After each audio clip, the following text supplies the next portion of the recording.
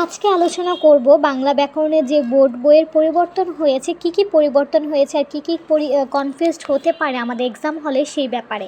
তো নর্মালি 2018 সালে বাংলা ব্যাকরণের যে বোর্ড বই ছিল আর 2022 সালে যে নতুন কারিকুলামে বোর্ড বই করা হয়েছে, দুইটার মধ্যে পার্থক্য রয়েছে যেগুলো আমাদের পরীক্ষার হলে সঠিক অ্যান্সার করতে গেলে আমাদের ভুল হতে পারে।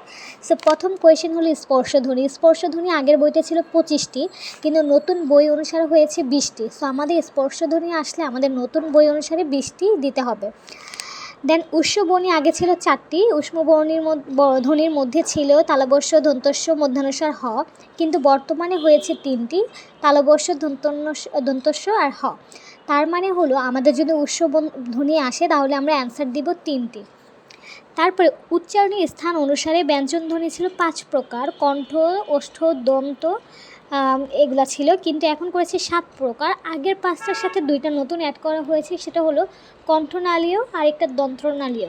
তো কণ্ঠনালীয়র মধ্যে আছে হ আর দন্তমূলীয়র মধ্যে আছে হলো ন, র, ল, স। সো এইটাকে যদি আমরা সহজে মনে রাখতে চাই নিরলস বলতে পারি, হ্যাঁ, নিরলস দিয়েও আমরা মনে রাখতে পারি দন্তমূলীয় কী বর্ণ রয়েছে, 4টি বর্ণ রয়েছে।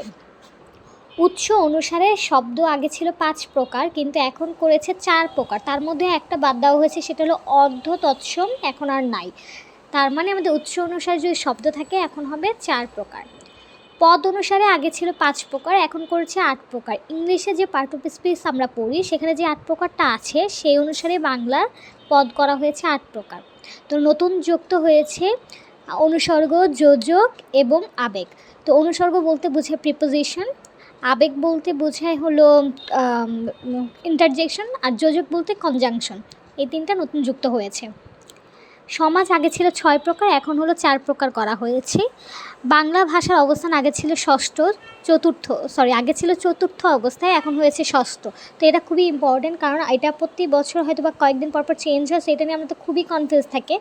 আমাদের মাতৃভাষার অবস্থান আর বাংলা ভাষার অবস্থান নিয়ে আমাদের খুব কনফিউজড হই আমরা। তো এটা আমাদের ভালো করে মনে রাখতে হবে, এটা ষষ্ঠ অবস্থায় আছেন।